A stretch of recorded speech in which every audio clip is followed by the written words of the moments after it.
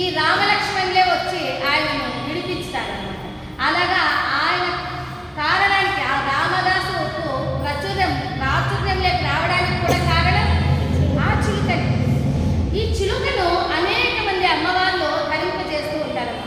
ఏదో ఒక రెండు అమ్మవార్ల మధుర మీనాక్షి, కంచి కామాక్షి, కాశీ విశాలాక్షి, అబ్బాబ్బా, ఇంకా విజయవాడ కనకదుర్గమ్మ, ఇంకా ఇంకా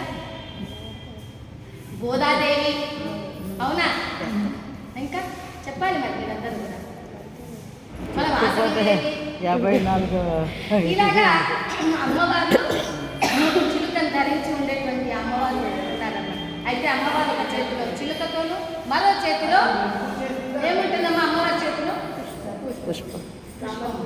పుష్పం ఉంటుంది అమ్మవారి చేతిలో. మరి ఆ పుష్పం మనకి ఏం తెలియచేస్తుంది?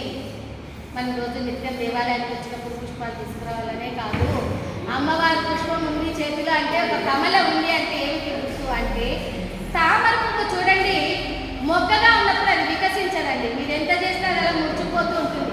ఎప్పుడైతే సూర్య కిరణాలు ఆ మొగ్గ మీద ప్రసరిస్తాయో అప్పుడు ఆ తామర పువ్వు విచ్చుకుంటుంది, ఆ కలువ పువ్వు. అలాగా మనకు కూడా ఇక్కడ ఒక కమలం ఉంటుంది. ఏంటమ్మా? సహస్రార కమలం. ఆ సహస్రార కమలం మనకు కూడా ఇక్కడ ఉంటుంది. మనకు కూడా ధ్యాన మార్గంలో తపోనిష్ఠులై ఆ సహస్ర మార్గాన్ని ఎన్నో చక్రాలు, స్వాదిష్టాన, మూలాధార, అనాహత, ఇవన్నీ కూడా ఆజ్ఞా చక్రాలన్నీ దాటుకొని ఈ సహస్రార చక్రాన్ని భేదింప చేసుకున్నప్పుడే మనకు కూడా అమ్మవారి యొక్క శక్తి మన మీద ప్రసరింపజేసి మనకు కూడా ఇక్కడ సహస్రార కమలం నిలుచుకొని మనకు కూడా ముక్తి వస్తుంది. అది తెలియజేయడానికి అమ్మవారు చేతిలో కూడా కమలం ఉంటుంది. అంతేకాదు అమ్మవారి పాదాలను కూడా ఇలా చూపిస్తూ ఉంటుంది అనమాట. నా పాదాలు, పాద కమలాలు, పాద పద్మాలు అంటారు కదమ్మా, అంటావా అమ్మా? ఎన్నో పుష్పాలు ఉన్నాయి మనకి, ఎన్నో వస్తువులు ఉన్నాయి సృష్టిలో. అయితే పాద ఇంకే పదము చేర్చం అక్కడ. పాద అంటేనే పద్మాలు అనే వస్తుంది.